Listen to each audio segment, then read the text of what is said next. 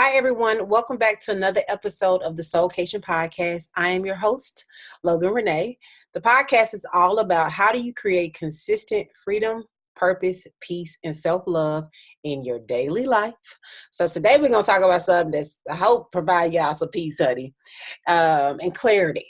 How we end up heartbroken. And this is just part one. So you're going to definitely want to come back to part two. But we give too much while waiting for a spouse. That's number one. We give too much while we're waiting for a spouse. Money. You know, there are a lot of women that are paying other men's bills, supporting them. Our body, thinking, you know, if I give him everything, then, you know, maybe he'll give me a ring, he'll give me a title, so for some respect, you know, that's never the case. Our advice, you know, with some women out here building men's brands, businesses, social media pages, they out here giving it all away, you know, with the hope that, you know, if I give these things, he's going to love me more. You know, he's going to see me. He's going to value me. He's going to respect me. And if you have to pay for it, whether it's with your body, with giving your money, you're going to have to keep him in that same way. The same way you get them is the way you're going to have to keep them. And a lot of times we end up losing because we give everything. And he's like, okay, I don't have to marry you, child. I got everything I need. Like, what's the point? We pass out pieces of ourselves too easily. And then we're shocked when we're used.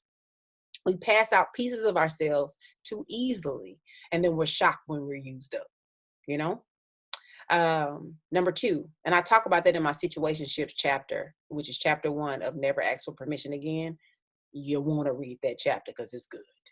It's my favorite one. Number 2, we give our most important resource so that we're not alone, which is our time. You know, when we're really not getting what we want, it's what I've learned is we try to rush the process, you know, the rushing of the waiting process. We like, okay, all right, I'm gonna help you out, God. Okay. We start piecing together, folks. Like, okay, I'm gonna take him to church. He can meet my family. You know, this my date night boo, and we try to piece men together. That don't work. Piece a man, it never works. You know, and it's really for sometimes for men. You know, our thought process is, well, if I'm not having sex with them, I'm just going out on a date with them. It's cool. For some men, it's not about the sex because they can get it from somebody else. You know, a lot of times some men just want to be able to have somebody they can share business ideas with. They want somebody they can have intelligent conversations with, somebody they can actually take in public to an art show, you know? So as much as we think as women, we using them, they using you too. You're not winning. You're not getting away with anything because if you're dating multiple people, 9 times out of 9, he's dating other people too. So nobody in the situation is really winning anything. But my question to you is, you know, what do you really want? And do you feel if you've stretched yourself out so much, let's say you have multiple people you're dating right now, do you feel like you even have time for the person that you're supposed to be with or space? Because as much as you think that this person isn't having an effect on you or pulling on your heart a little bit, it's deception. So even if you were supposed to meet your spouse, let's say you're supposed to meet him and you're on a date with another man, you don't have room for him. You don't have space for him.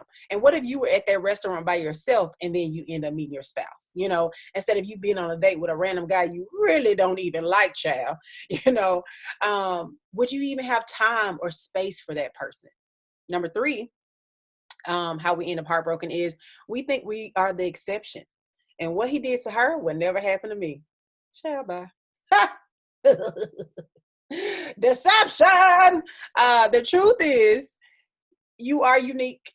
You are special. You are amazing. You got the degree. You got the followers. You own. You pop it. All those things are true. Congratulations. At the same time, okay, if you're still dealing with the same flawed man, he'll do it to you too. He will. His character should always come into question. His behavior from the past should always be looked at. I was watching Housewives of Atlanta and Portia was talking to her therapist and she was like, yeah, I ignored some of the things that I found out at the beginning. You know, I didn't look at everything that he was doing. Mainly because we don't want to see it. And Portia's just an example for all of us, yeah. We all done it. Like, we kind of don't want to know. but at the same time, it ends up hurting us in the future. You are the exception, but you're only the exception for a person that shows you consistency. And that's something I'm going to talk about that later on, about consistency. Number 4, we trust before we give time its opportunity to verify. We get heartbroken because, like I said, we rush the process, and we try to force people to show us what only time has the power to reveal. We try to force people to show us what only time has the power to reveal. We cannot rush trust. Trust has to be built, and thank you, Kevin Eastman, for saying this, because I'm going to use this definition for the rest of my life. Time and consistency. The only way you can build trust with anybody is time and consistency. The reason why some of you trust your parents so much, they had time with you. They consistently came to your basketball game. They consistently, came to your little ballet recital. I didn't mean to say little, because I'm sure you was real good.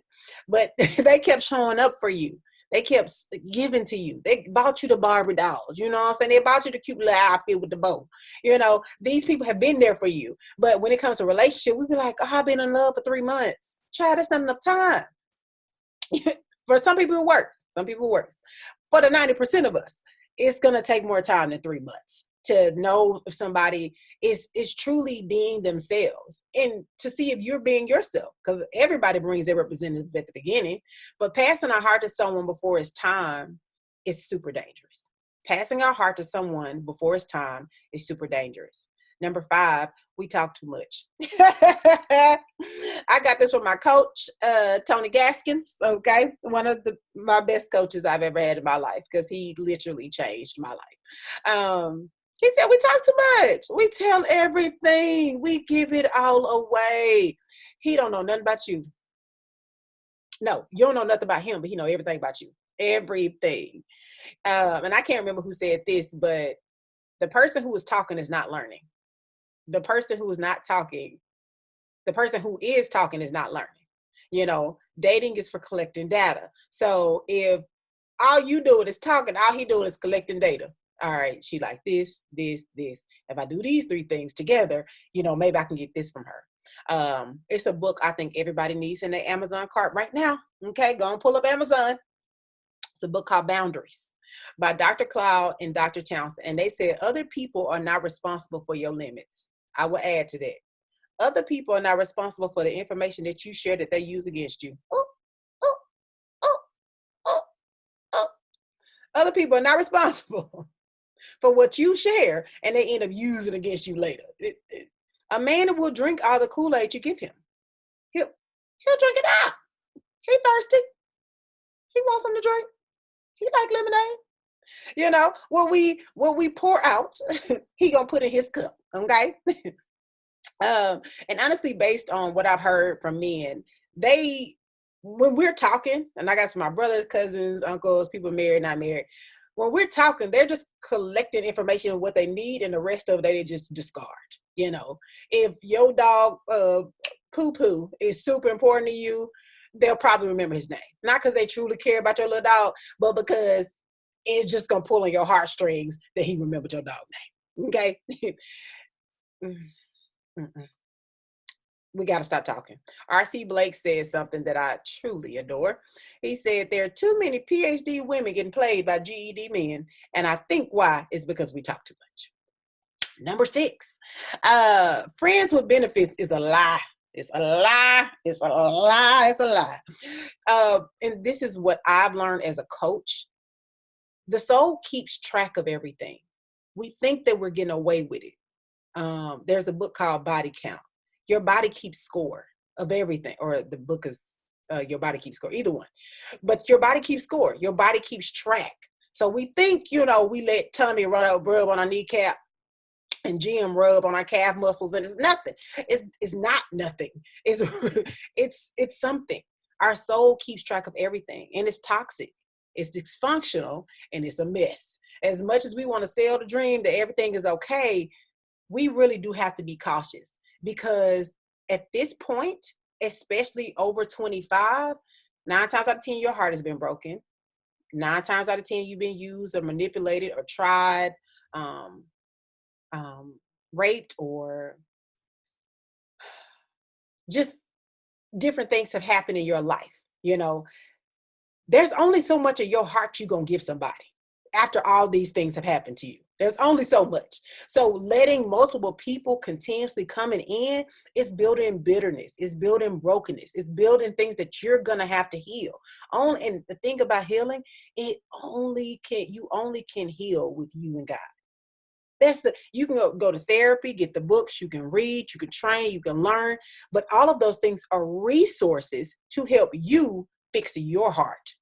It's still going to have to be you fixing all these things. So all these other people that's coming into your life, lying to you, mistreating you, using you, it's because we allow them in, right? And then we are responsible for taking all that brokenness or things that's happened in our life and fixing them. And then we run back to God and be like, hey, I need your help though. I shouldn't have been talking to him. You know what I'm saying? You gonna help me out? He like, child, I told you stop talking to Tommy. Okay. But we can't take a God thing and remix it because it's not gonna work. It's not gonna work. We think we're getting away with it, but we're not, because our soul keeps track of everything. Everything, sis. I'm telling you. As your coach, I'm telling you. Number 7, we let outside people tell us what we should do with our lives right now. We let outside people who not living in our house, not walking our shoes, not living our story, never been through none of our situations, tell us what to do with our life. Your status can say married, but in your heart, you still acting single. You clearly have allowed people to rush you into a season that you were never mature enough to handle. There are a lot of people who are married, engaged, in relationships who are hopping in people's DMs every day. Houseway. Why sway? Because they weren't ready. They were rushed into decisions they were not mature enough to handle. They weren't, and from what I hear about marriage, this is what I've been told, okay? It's a lot of sacrifices, a lot of surrender. It's a lot of things that when you were single, you can't do anymore. And there are people who are currently miserable because they married somebody just because their family members told them to, or just because they got pregnant by the person. I don't believe pregnancy warrants covenant. I don't believe that pregnancy warrants covenant. Covenant is serious. I think covenant is bigger than a commitment. Like, you've made a promise and a vow to God too. He in the equation too, And I believe people don't take it as serious because we worried about the dress. We worried about what people gonna wear. And this, I'm gonna give y'all a little sidebar secret. Don't tell nobody. It's top secret now. If my spouse is cool with it, I don't want no bridesmaids and groomsmen, because at the end of the day, it's gonna be you two that have to create the intimacy. You two, they got to talk about the life insurance policy and, who we leave and stuff to. What we going to put in our wheels? Your parents going to come live with us? What we going to put them in a home? Y'all got to make some major decisions.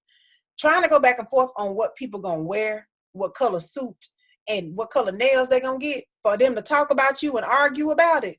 Child, it ain't worth it. I've had my clients tell me stuff, and I've been on the floor about the stuff they had to deal with on their wedding day. Like, that day should be the most joyous, the most peaceful. Yes, the pictures look super cute, but them pictures ain't gonna matter when y'all having a whole discussion about something that's super hard and super tough. And somebody got to surrender, somebody got to be quiet. It's not gonna matter that y'all had on a green dress with a split. It's not gonna matter that you had groomsmen and bridesmaids on that day. I think we put a lot of attention on stuff that does not matter, for the moment. And we look down the road and it's like, did it help us today? Did it bring us any closer? And most of the time the answer is no, Anyway, but think about that, because these are things that you're going to have to discuss with the person that you're in a relationship with. Let me do a recap real quick, because I can go on all night. The reason why a lot of times we end up heartbroken is because we give too much while we're waiting on our spouse. We give too much. We pass out pieces of ourselves too easily, and then we're shocked when we're used. We give too much of our time, our ideas, our money, our body, our energy, things that we can't get back, only for an exchange of thinking that, okay, maybe this person is going to love us. If love is attached to what you do for somebody, that's not love. That's an insecurity. And hoping that love is going to mask that, or love is going to cover that. And that's not what love is. Love isn't even selfish.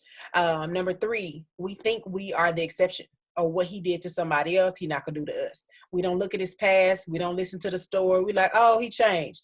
I don't know if he changed in 2 weeks, sis. Number 4, we trust before we give time the opportunity to verify. We try to force people to show us what only time has the power to reveal. We talk too much. R.C. Blake said, PhD women who are super bright, super intelligent, out here running Fortune 500 companies, got all their taxes paid off in the right amount of time, and they getting played by GED men.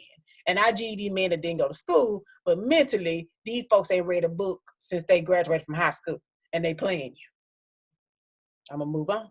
Number 6, friends and benefits is a lie. It's a lie, because the soul keeps track of everything. We think we're getting away with it, but we're not. Because our soul is going to want to answer for why we talked to this person as long as we did. Our soul is going to want to understand why this insecurity is still popping up at 35 or 40, or why we still having these same conversations of brokenness and bitterness and talking about the same men we dated when we was 20. The soul keeps track of everything. It remembers everything. Number 7, we let outside people rush us into seasons that we're clearly not mature enough to handle. If you find yourself doing the exact same things you did when you were single and you're engaged, it might be a little conversation to say, hey, let's put this off for another year or two, because as ready as I thought I was, I don't think I'm ready. It's like, why are we committing to each other when there's things about us that we still need to work on? I don't think that's wrong. And I don't think that's selfish. And I think your spouse will want to, or your future spouse will understand it. Like, all right, I thought I was ready, but I really don't think that I am. It's not really winning if your soul is not resting. It is not winning if your soul is not resting. It is not winning if you're not at peace. It is not winning if you're not at peace. And a warm body isn't worth you trading your peace. A warm body in your bed, a person texting you, a person hitting you up on the gram, a person calling you, it's not worth your peace. It's not, because you have to account for everything. Anyway, the resource for this week is Mrs. Right by Tony Gaskins. I love that book. I think it's purple and white, and I don't think he's changed his book cover. But I love that book. It's hilarious because that man is halfway a comedian. But the name of the book is Mrs. Right by Tony Gaskins. I highly, highly recommend that book. It's one of my favorites. Thanks so much for tuning in to the SOULKATION podcast. Thank you, YouTube. Make sure you like the video. Make sure you subscribe. Everybody listening on the actual podcast apps, make sure you rate the show 5 stars and leave a review. Please leave a review. And everybody, make sure you share this episode with your closest friends, because I'm sure this is a message that can relate to a lot of people. And I will see you all on the next episode. I'll see you all very soon. Bye-bye.